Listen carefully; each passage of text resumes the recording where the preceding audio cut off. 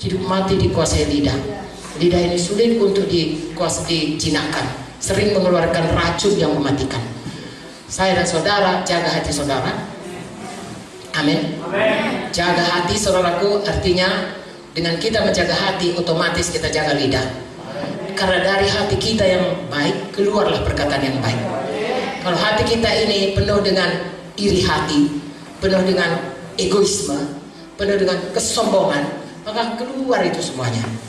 Tidak ada perkataan yang membangun, tetapi akan meruntuhkan iman orang. Dan kapan itu jadi saudaraku? Bukan hanya kita dan dia, bisa terjadi perpecahan, bisa terjadi kekacauan, bisa terjadi banyak kejahatan. Entahkah itu dalam rumah tangga, entahkah itu di dalam bisnis, entahkah itu dalam pergaulan kita di sekolah kita, bahkan dalam gereja. Jaga hati, jaga mulut. Mulai dari hati saudaraku. Makanya sekali lagi baca kitab saudara. Patuhi firman Tuhan ini, berubah tiap hari. Saya berubah saudaraku. Ya, dari dulu sampai sekarang saya berubah. Kalau dulu saudaraku, kalau saya nggak suka, saya sembur aja semuanya. Kalau sekarang tidak. Apapun kata orang, saya lebih suka diam. Karena firman Tuhan berkata, Yesus sudah meninggalkan teladan. 1 Petrus 2:21. Pada waktu dia dicaci maki, dia tidak mencaci maki, dia membalas. Ya, pada waktu dia difitnah, dia tidak mengancam, tapi dia menyerahkannya kepada Tuhan yang adil. Saudara baca itu 1 Petrus 2:21. Ya, kenapa saya katakan ini? Saya bukan mau, ibu itu enggak. Karena saya menikmati firman Tuhan itu. Betapa indahnya hidup ini, hidup dalam damai, hidup bersejahtera, hidup dalam jalan Tuhan. Saya doronglah saudara, ya, saya mohonlah kepada saudara, saya ajaklah saudara, hiduplah dalam jalan Tuhan ini. Hanya dekat Tuhan saja aku tenang. Mengapa gerangan kita pilih saudaraku hidup chaos? Ya, Yakobus 3 itu penuh dengan banyak kekacauan, penuh dengan kejahatan. Padahal ada diberikan Tuhan hidup dan hikmat dari atas. Yakobus 3 17 sampai 18, yaitu dalam damai sejahtera. Mengapa? Karena Yesus itu Raja Damai. Ya, saya sangat bersyukur saudaraku, sebelum saya selamat, apakah yang menarik hati saya datang menjadi orang Kristen? Saya punya banyak kesempatan menjadi agama lain saudaraku. Ya, segala macam agama. Karena kawan saya banyak saudaraku, dari agama apapun ada, dari tidak beragama pun ada. Free thinker yang merasa dirinya pikirannya yang ini banyak saudaraku. Aku gak mau itu, dia katakan. Aku yang penting aku apa yang aku mengerti, yang aku mau ikut. Agama-agama itu gak betul itu. Itu pun ada kawan saya saudaraku. Tapi pada waktu saya baca Alkitab, satu perkara yang saya lihat, Yesus itu damai dan mengasihi. Menarik hati saudaraku. Ya, tidak ada yang lebih daripada Tuhan Yesus. Lalu saya sangat bangga saudaraku. Akhirnya Tuhan mau saudaraku menyelamatkan saya, menjadikan saya anaknya, menjadikan saya biji mata kesayangannya, dan memberikan kasih karunia melimpah-limpah puluhan tahun, sehingga apapun yang jadi, saya tetap berkata, Yesus itu baik. Amen. Yesus itu baik. Amen. Yesus itu baik. Haleluya. Jadi khusus untuk hari ini, di mana kita sudah melaksanakan KKR, saudara dan saya, semua kita, terutama saudara yang berhubungan langsung dengan jiwa-jiwa, itu sudah menjadi seperti tadi anak. Tetapi firman Tuhan Perintah Agung, ya, mengatakan tidak cukup anak itu hanya lahir. Kalau saya orang tua, lahir anak dibiarin, saudara pasti marah kepada saya.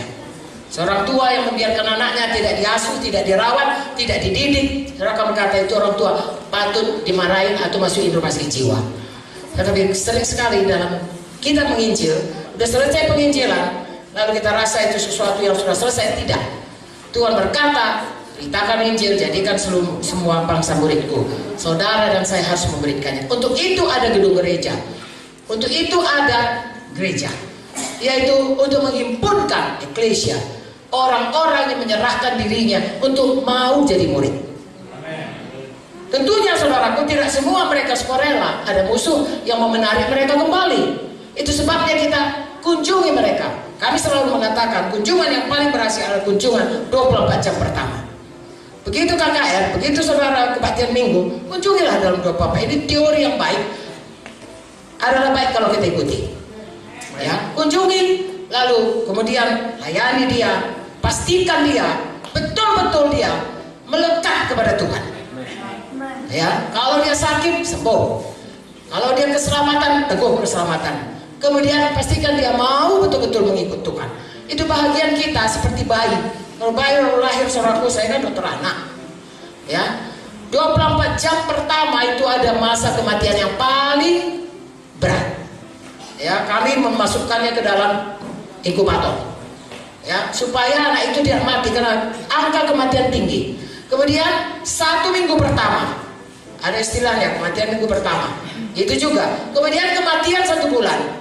Kemudian kematian setahun, lalu yang berikutnya tidak begitu banyak lagi.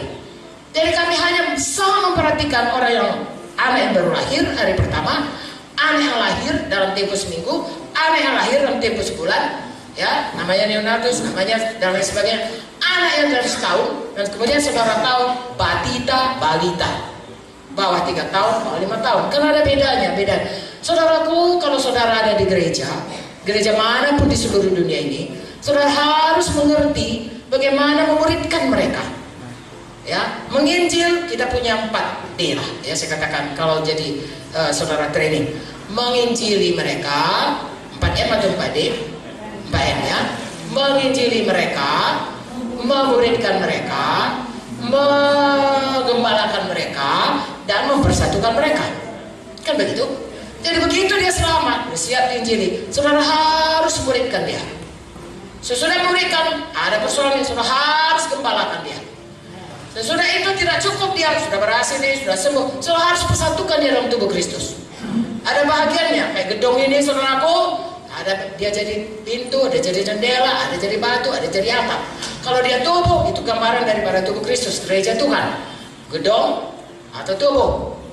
Kalau tubuh, masing-masing ada tempatnya. Berapa banyak jiwa-jiwa yang karena kita kurang begitu, katakanlah kurang mengasihi, ya, berlalu saja begitu. Kalau masih di dalam, seperti nyanyian Grace semalam, masih ada kesempatan, tolonglah saudara, diurus baik-baik itu. Haleluya.